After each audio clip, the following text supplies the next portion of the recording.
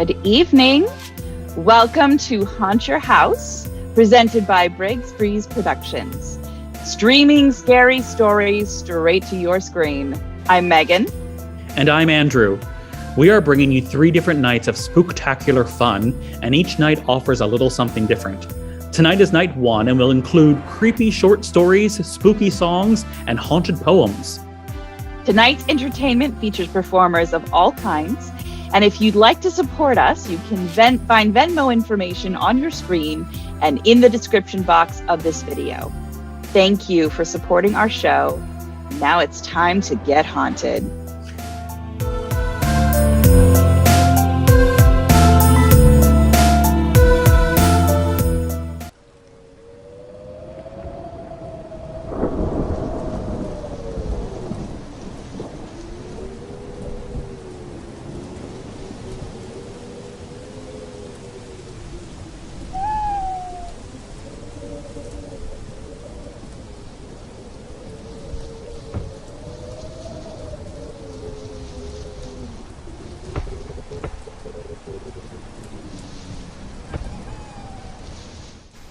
When shall we 3 meet again? In thunder, lightning, or in rain? When the hurly-burly's done, when the battle's lost and won. That will be ere the set of sun. Where the place? Upon the heath. There to meet with Macbeth. I come, Grey Malkin. Paddock calls. Anon. Fair is foul, and foul is fair. Hover through the fog and fill the air. Where hast thou been, sister? Killing swine.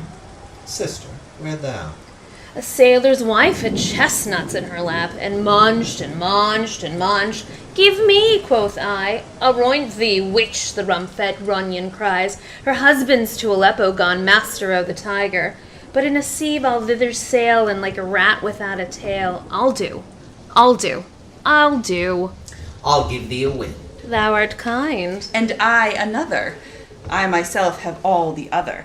In the very ports they blow all the quarters that they know. In the shipman's card I will drain him dry as hay. Sleep shall neither night nor day hang upon his penthouse lid. He shall live a man forbid. Where he send nights 9 times 9 shall he dwindle, peak and pine. Though he bark cannot be lost, yet it shall be tempest-tossed. Look what I have. Show me. Show me! Here I have a pilot's thumb, wrecked as homeward he did come. A drum, Macbeth doth come. The weird sisters, hand in hand, hosters of the sea and land, thus do go about, thrice to thine and thrice to mine, and thrice again to make up 9. Peace! The charm's wound up. All hail Macbeth. Hail to thee, Thane of Glamis. All hail Macbeth. Hail to thee, Thane of Cawdor. All hail Macbeth, thou shalt be king hereafter. Hail. Hail. Hail. Lesser than Macbeth, and greater. Not so happy, yet much happier. Thou shalt get kings, thou shalt be none, so all hail Macbeth and Banquo. Banquo and Macbeth, all hail. Thrice the brined cat hath mewed. Thrice and once the hedge pig whined. Harpier cries, 'tis time, 'tis time. Round about the cauldron go, in the poison entrails throw. Toad, that under cold stone days and night hath 31, sweltered venom sleeping got, boil thou first in the charmed pot. Double, double, toil and trouble, fire burn and cauldron bubble. Fillet of a finny snake in the cauldron boil and bake. Eye of newt and toe of frog, wool of bat and tongue of dog, adder's fork and blindword's sting, lizard's leg and owlet's wing. For a charm of powerful trouble, like a hell broth boil and bubble. Double, double, toil and trouble, fire burn and cauldron bubble. Scale of dragon, tooth of wolf, witch's mummy's maw and gulf, of the raven, salt sea shark, root of the hemlock, dig the dark, liver of blasphemous Jew, gall of goat and slips of yew, slivered in the moon's eclipse, nose of Turk and Tartar's lips, finger of birth strangled babe, ditch delivered by a drab, make the gruel thick and slab, Add thereto a tiger's chaudron for the ingredients of our cauldron. Double, double, toil and trouble, fire burn and cauldron bubble. Cool it with a baboon's blood, then the charm is firm and good. By the pricking of my thumbs, something wicked this way comes. Open locks, whoever knocks. Speak. Demand. We'll answer. Say if thou'st rather hear it from our mouths or from our masters. He knows thy thought. Hear his speech, but say thou not. He will not be commanded. Here's another more potent than the first. Show. Show. Show his eyes and grieve his heart. Come like shadows, so depart. Aye, sir, all this is so. But why stands Macbeth thus amazedly? Come, sisters, cheer we up his spirits and show the best of our delights. I'll charm the air to give a sound while you perform your antic round. That this great king may kindly say, our duties did his welcome pay.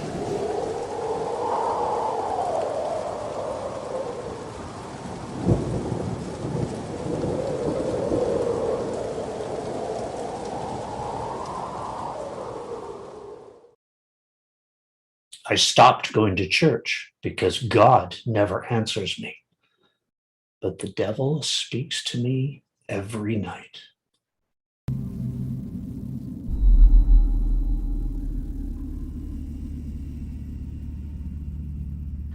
Once upon a midnight dreary, while I pondered weak and weary over many a quaint and curious volume of forgotten lore, and while I nodded, nearly napping, suddenly there came a tapping, as of someone gently rapping at my chamber door.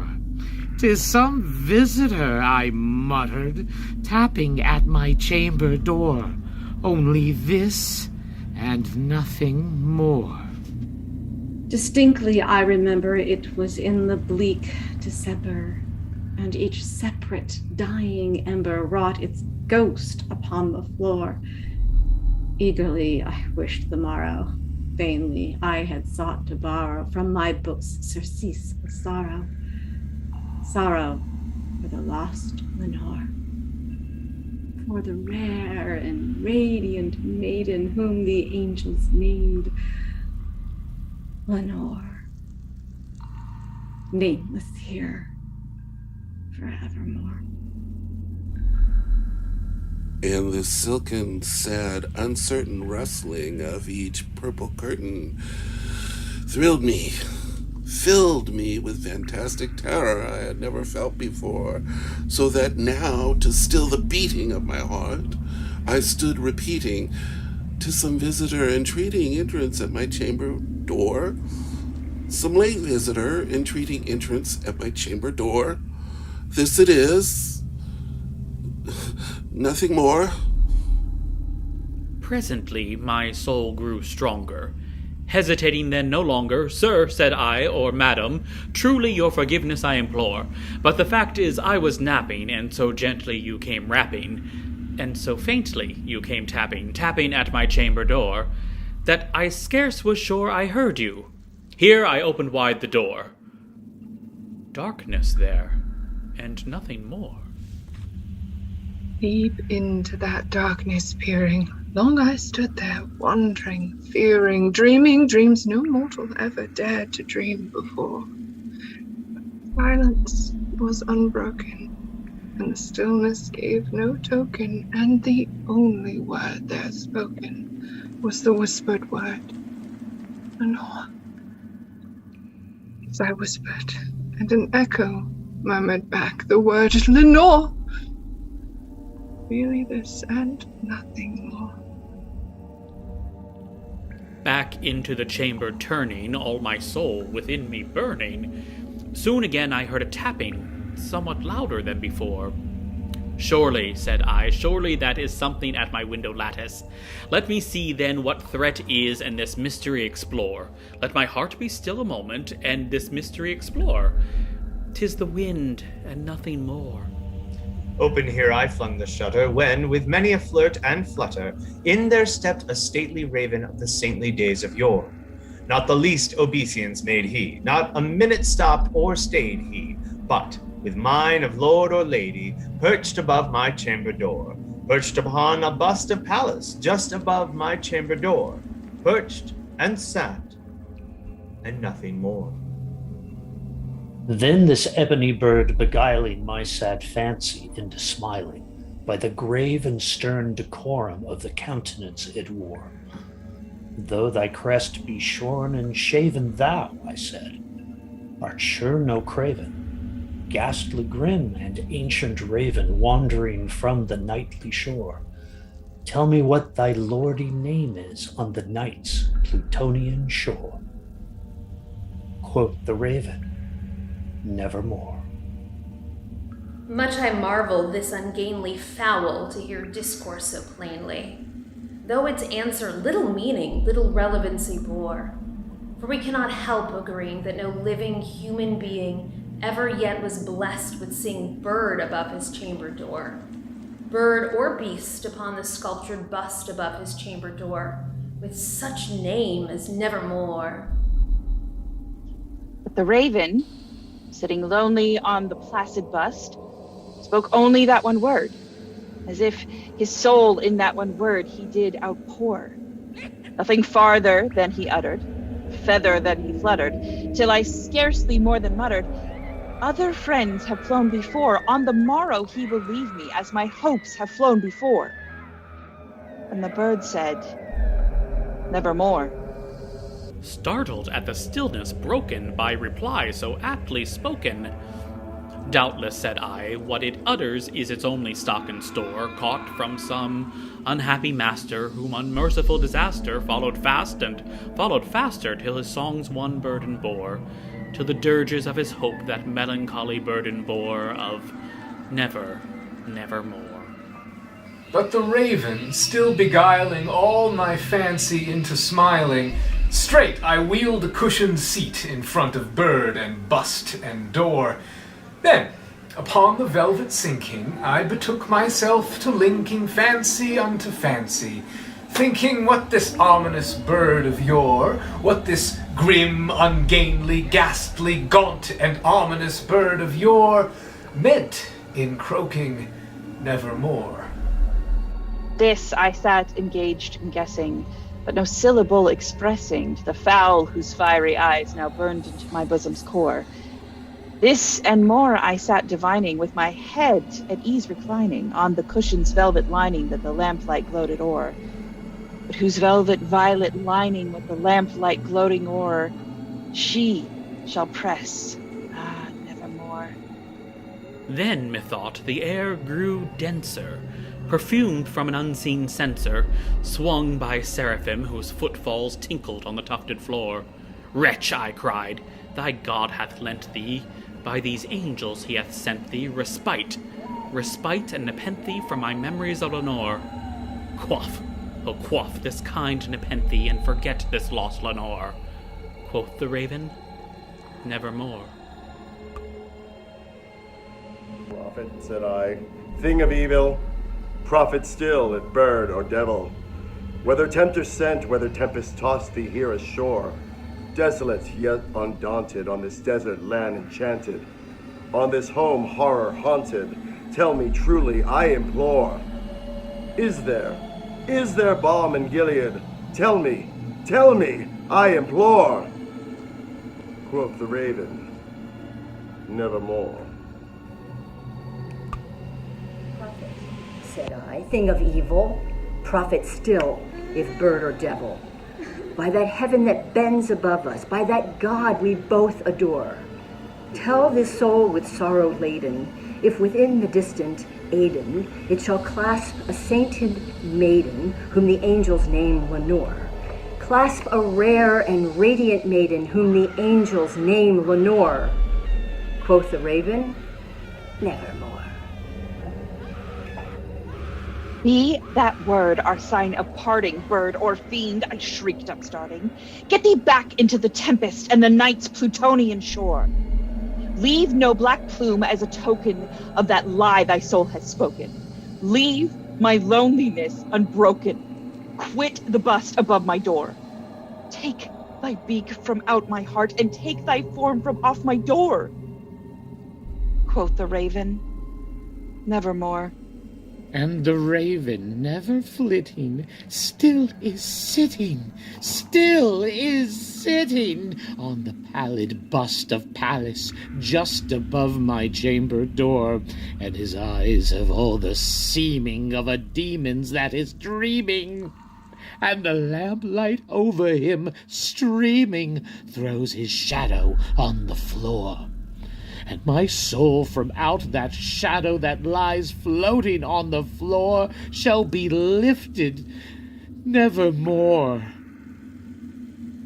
Roses are red, violets are blue. You'd better run. I'm coming for you.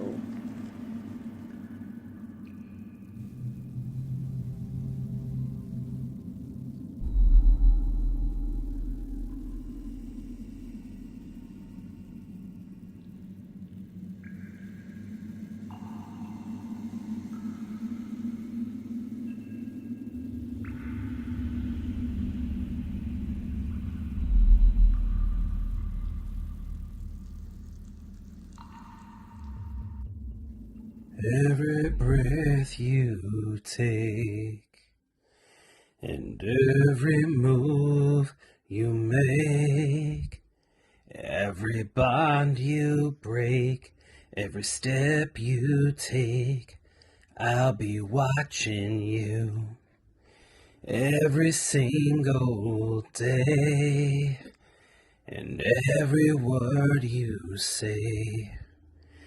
Every game you play, every night you stay, I'll be watching you.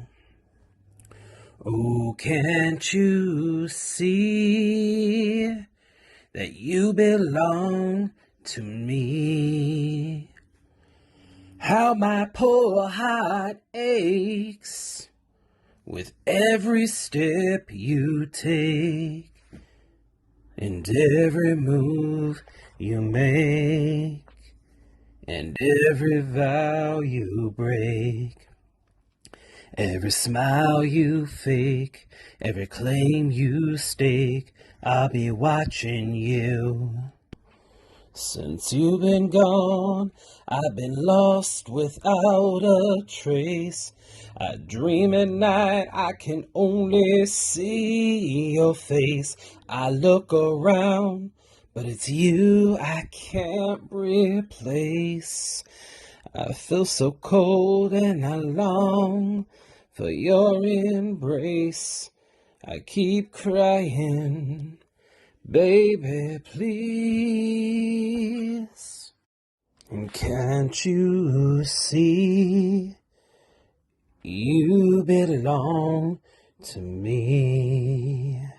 How my poor heart aches with every breath you take, and every move you make, and every vow you break, every smile you fake, every claim you stake, I'll be watching you.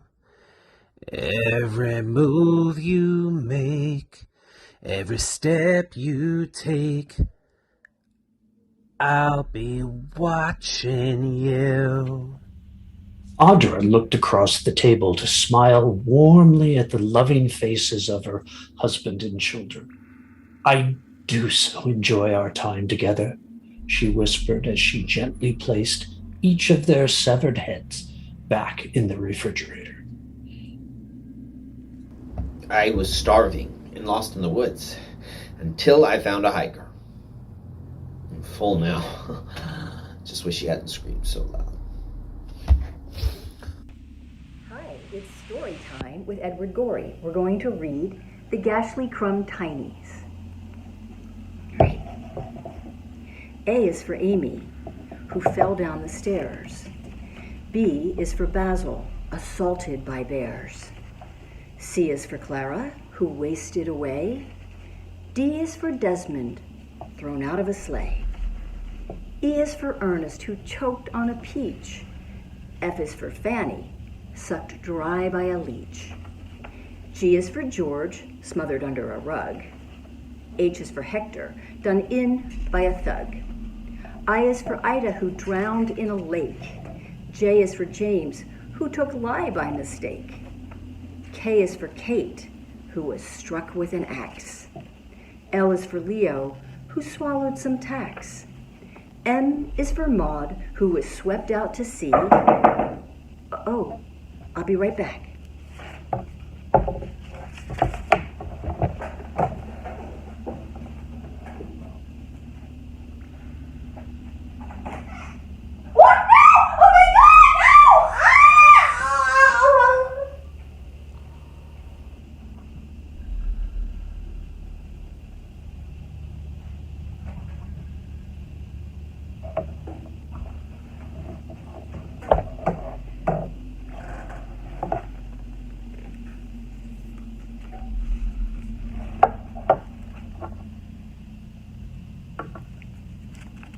And it's for Neville, who died of ennui. O is for Olive, run through with an awl. P is for Prue, trampled flat in a brawl.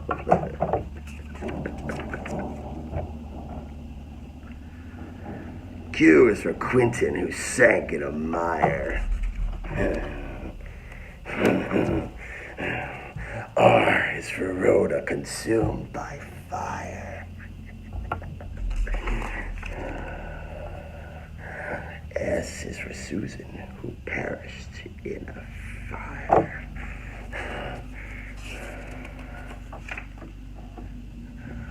T is for Titus, who flew into bits.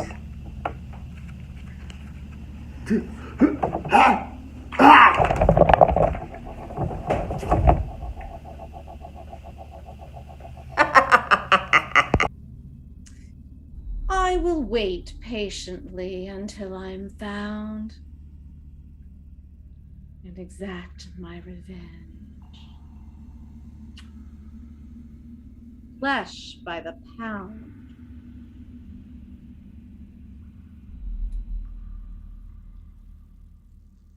Can you hear the beautiful ring of the bell?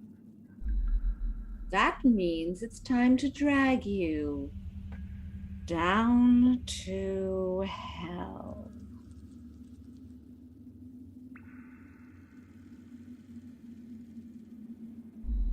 The Red Death had long devastated the country. No pestilence had ever been so fatal or so hideous. Blood was its avatar and its seal, the redness and the horror of blood. There were sharp pains and sudden dizziness, and then profuse bleeding at the pores with dissolution. The scarlet stains upon the body, and especially upon the face of the victim, shut him out from the aid and from the sympathy of his fellow men. And the whole seizure, progress, and termination of the disease were incidents of but half an hour. But Prince Prospero was happy and dauntless and sagacious. When his dominions were half depopulated, he summoned to his presence 1,000 hale and light-hearted friends from among the knights and dames of his court, and with these he retired to the deep seclusion of one of his castellated abbeys. This was an extensive and magnificent structure, and the creation of the prince's own eccentric yet august taste. A strong and lofty wall girdled it in. The wall had gates of iron. The courtiers, having entered, brought furnaces and hammers and welded the bolts. They resolved to leave means neither of ingress or egress to the sudden impulses of despair or of frenzy from within. The abbey was amply provisioned. With such precautions, the courtiers might bid defiance to the contagion. The external world could take care of itself. In the meantime, it was folly to grieve or to think. The prince had provided all the appliances of pleasure. There were buffoons, there were improvisatori, there were ballet dancers, there were musicians, there was beauty, there was wine. All these and security were within. Without was the Red Death. It was toward the close of the 5th or 6th month of his seclusion, and while the pestilence raged most furiously abroad, that the Prince Prospero entertained his 1,000 friends at a masked ball of the most unusual magnificence. It was a voluptuous scene, that masquerade. But first, let me tell you of the rooms in which it was held. There were 7, an imperial suite. Now, in many palaces, however, such suites form a long and straight vista, while the folding doors slide back nearly to the walls on either hand, so the view of the whole extent is scarcely impeded. Here the case was very different, as might be expected from the Duke's love of the bizarre. The apartments were so irregularly disposed that the vision embraced but little more than one at a time. There was a sharp turn at every 20 or 30 yards, and at each turn a novel effect. To the right and left, in the middle of each wall, a tall and narrow Gothic window looked out upon a closed corridor. The windows were of stained glass, whose color varied in accordance to the prevailing hue of the decorations of the chamber into which it opened. That at the eastern extremity was hung, for example, in blue, and vividly blue were its windows. The second chamber was purple in its ornaments and tapestries, and here the panes were purple. The third was green throughout, and so were the casements. The fourth was furnished and lighted in orange. The fifth was white. The sixth was violet. The 7th apartment was closely shrouded in black velvet tapestries that hung all over the ceiling and down the walls, falling into heavy folds upon the carpet of the same material and hue. But in this chamber only, the color of the windows failed to correspond with the decorations. The panes there were scarlet, a deep blood color. Now, in no one of the 7 apartments was there any lamp or candelabrum. There was no light of any kind emanating from lamp or candle within the suite of chambers. But in the corridors that followed the suite there stood, opposite to each window, a heavy tripod bearing a brazier of fire that projected its rays through the tinted glass and so glaringly illuminated the room, and thus were produced a multitude of gaudy and fantastic appearances. But in the western or black chamber the effect of the firelight that streamed upon the dark hangings through the blood-tinted panes was ghastly in the extreme, and produced so wild a look upon the countenances of those who entered that there were few of the company bold enough to set foot within its precincts at all. It was in this apartment also that there stood against the western wall a gigantic clock of ebony.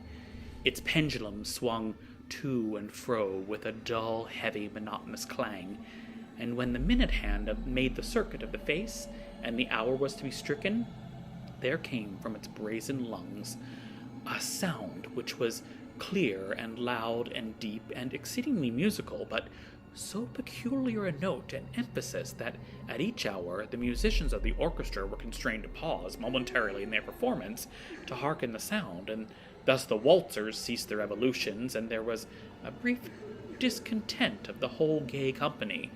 And while the chimes of the clock rang, it was observed that the giddiest grew pale, and the more aged and sedate passed their hands over their brows as if confused reverie or meditation.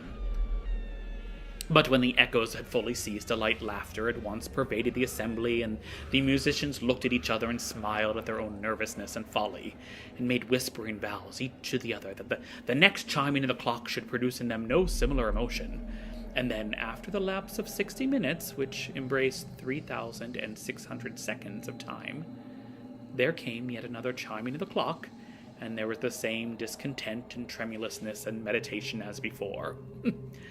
But in spite of all these things, it was a gay and magnificent revel. The tastes of the Dukes were peculiar. He had a fine eye for color and effects.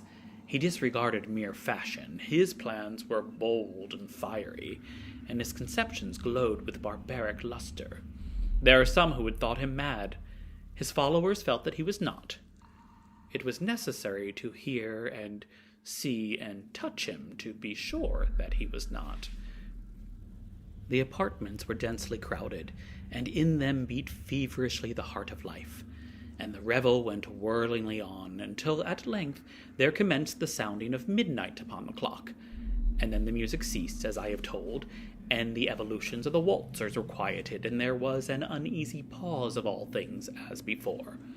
But now there were 12 strokes to be sounded by the bell of the clock, and thus it happened, perhaps, that more of thought crept, with more of time, into the meditations of the thoughtful among those who revelled. And thus, too, it happened, perhaps, that before the last echoes of the last chime had utterly sunk into silence, there were many individuals in the crowd who had become aware of the presence of a masked figure which had arrested the attention of no single individual before. And the rumor of his new presence having spread itself whisperingly around, there arose at length from the whole company a buzz or murmur, expressive of disapproval and surprise, then finally of terror, of horror, and of disgust. In an assembly of phantasms such as I have painted, it may well be supposed that no ordinary appearance could have excited such sensation. In truth, the masquerade license of the night was nearly unlimited, but the figure in question had gone beyond the bounds of even the prince's indefinite decorum. Even with the utterly lost, to whom life and death are equally jest, there are matters of which no jest can be made. The whole company, indeed, seemed now deeply to feel that the costume and bearing of the stranger had neither wit nor propriety. The figure was tall and gaunt, and shrouded from head to foot in the habiliments of the grave. The mask which concealed the visage was made to resemble the countenance of a stiffened corpse. And yet all this might have been endured, if not approved, by the mad revellers around. But the mummer had gone so far as to assume the type of the Red Death. His vesture was dabbled in blood, and his broad brow, with all the features of his face, was besprinkled with scarlet horror. When the eyes of the Prince Prospero fell upon the spectral image, which, with a slow and solemn movement, as if to be more fully sustain its role, stalked to and fro among the waltzers, he seemed to be convulsed, in the first moment with a strong shudder either of terror or distaste, but in the next his brow reddened with rage. "Who dares," he demanded hoarsely of the courtiers who stood near him, "who dares to insult us with this blasphemous mockery? Seize him and unmask him, that we might know whom we might hang at sunrise from the battlements." It was in the eastern or blue chamber in which stood the Prince Prospero as he uttered these words. They rang throughout the 7 rooms loudly and clearly, for the prince was a bold and robust man, and the music had become hushed at the waving of his hand. It was in the blue room where stood the prince with a group of pale courtiers by his side. At first, as he spoke, there was a slight rushing movement of the group in the direction of the intruder, who at the moment was also near at hand, and now, with a deliberate and stately step, made closer approach to the speaker. But from a certain nameless awe with which the mad assumptions of the mummer had inspired the whole party, there were found none who put forth a hand to seize him, so that unimpeded he passed within a yard of the prince's person, and while the vast assembly, as if with one impulse, shrank from the centers of the room to the walls, and he made his way uninterruptedly, but with the same solemn and measured step, which had distinguished him from the first, through the blue chamber to the purple, through the purple to the green, from the green to the orange, and through this again to the white, and even thence to the violet, ere a decided movement had been made to arrest him. It was then, however, that the Prince Prospero, maddened with rage and the shame of his own momentarily cowardice, rushed through the 6 chambers, with none followed him on account of deadly terror that had seized upon all. He bore aloft a drawn dagger, and had approached to within 3 or 4 feet of the retreating figure, when the latter, having attained the extremity of the velvet apartment, turned suddenly and confronted his pursuer.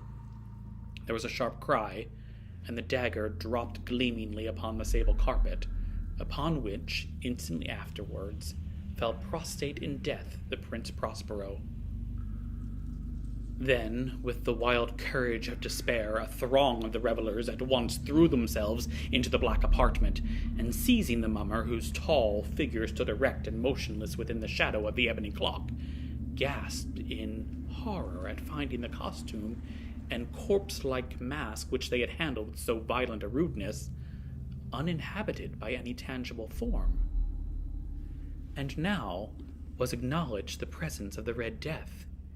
He had come in like a thief in the night, and one by one dropped the revelers in the blood-bedewed halls of their revel, and each died in a despairing posture of his fall.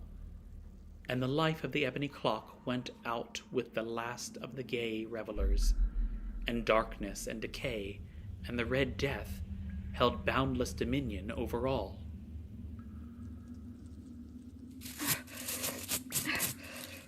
Scrubbing my hands non-stop for weeks. The blood just won't come off.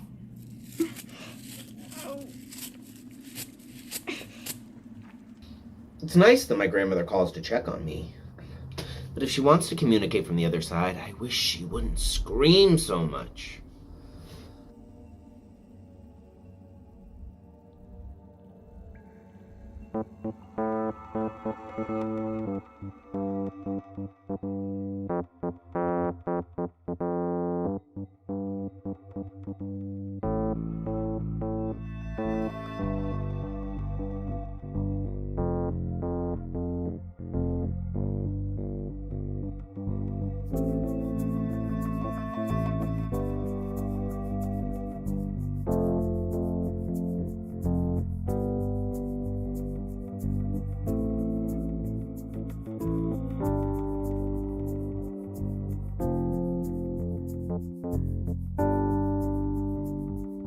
She only comes out at night, leading the hungry type.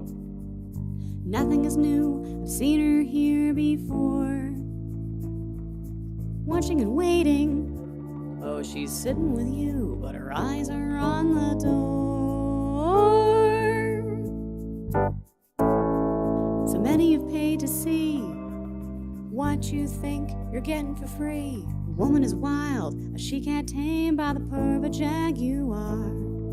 Money's the matter. If you're in it for love, you ain't gonna get too far. Oh, here she comes. Watch out, boy, she'll chew you up. Oh, here she comes. She's a man-eater.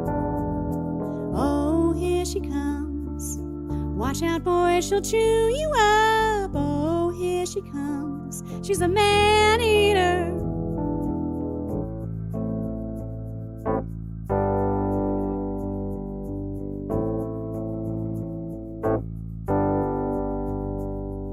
I wouldn't if I were you. I know what she can do. She's deadly, man. She could really rip your world apart. Mind over matter. Oh, the beauty is there, but the beast is in the heart.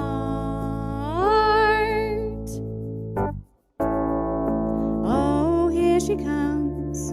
Watch out, boy, she'll chew you up. Oh, here she comes. She's a man-eater. Oh, here she comes. Watch out, boy, she'll chew you up. Oh, here she comes. She's a man-eater. Oh! Come a little closer. I won't bite. Much. It's a beautiful night. Would you like to go for a walk under the moonlight? Oh, here she comes. She's a man-eater. Watch out, boy, she'll chew you up. Oh, here she comes. Watch out. She's a man-eater. Oh, here she comes. Here she comes. Watch out, boy, she'll chew you up. Oh, here she comes. She's a man-eater. The woman's wild. Nice of you to stop by. Would you like to stay for dinner? Oh, here she comes. Watch out, boy, she'll chew you up. Oh, she comes. She's a man-eater. Oh, here she comes. Watch out! Watch out, boy. Watch out, boy. Oh, here she comes. She's a man-eater.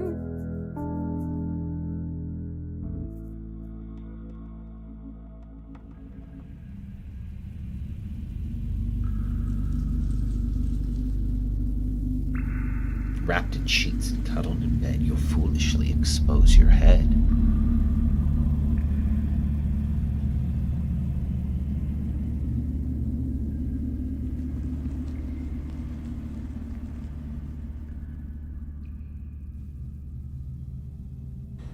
'Twas Brillig and the Slithy Toves did gyre and gimble in the wabe. All mimsy were the Borough Groves, and the Mome Raths outgrabe. Beware the Jabberwock, my son! The jaws that bite, the claws that catch! Beware the jump bird! Shun, shun, the frumious bandersnatch! He took his vorpal sword in hand. Long time the manxome foe he sought. So rested he by the tum-tum tree, and stood a while in thought. And as in uffish thought he stood, the Jabberwock with eyes of flame came whiffling through the tulgey wood, and burbled as it came. 1, 2, 1, 2, 1, 2, 1, 2, and through the vorpal blade went snicker-snack. He left it dead. And with its head he went galumphing back. And hast thou slain the Jabberwock? Come to my arms, my beamish boy! Oh, frabjous day!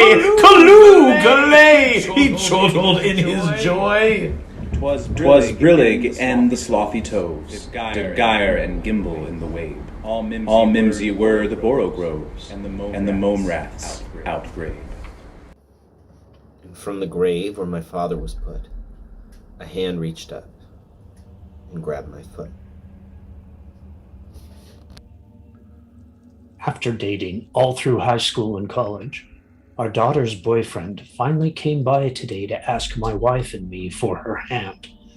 We gave it to him, hoping he'd finally tell us where the rest of her is.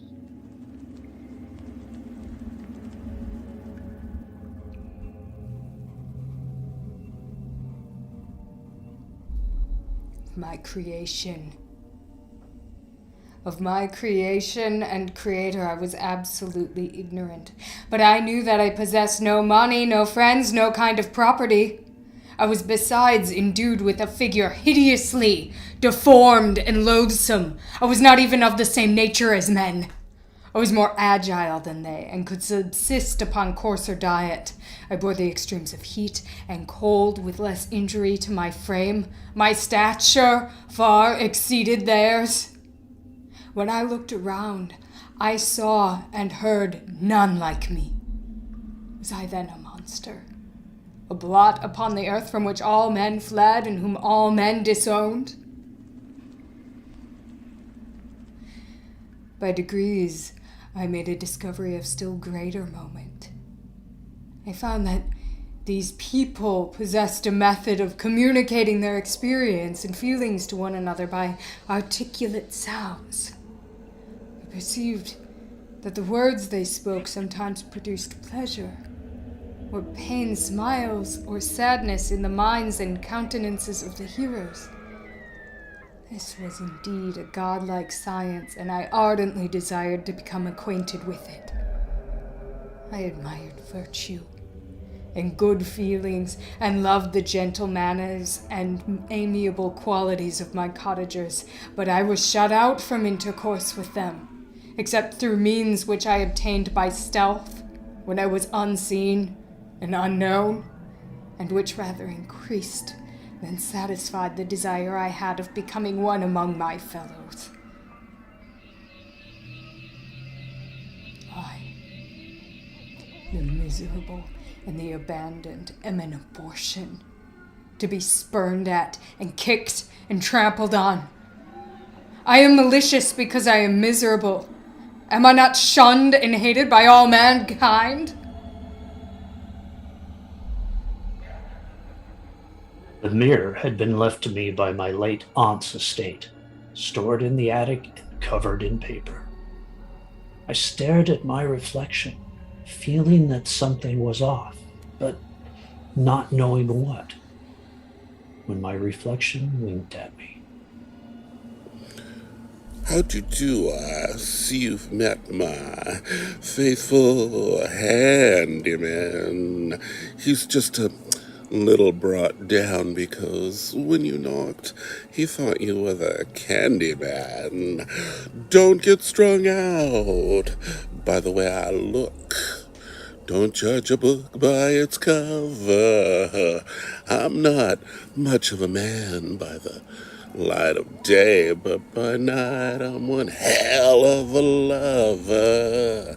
I'm just a sweet transvestite from transsexual Transylvania. Let me show you around, maybe play you a sound. You look like you're both pretty groovy. Or if you want something visual that's not too abysmal, we could take in an old Steve Reeves movie. Well, you got caught with a flat. Well, how about that? Well, babies, don't you panic. By the light of the night, it'll all seem all right. I'll get you a satanic mechanic. I'm just a sweet transvestite from transsexual Transylvania. Ha ha! Hit it! Here, I'm just a sweet transvestite from transsexual Transylvania. Ha ha! So, come up to the lab and see what's on the slab. I see you shiver with anticipation. But maybe the rain isn't really to blame, so I'll remove the cause. But not the symptom.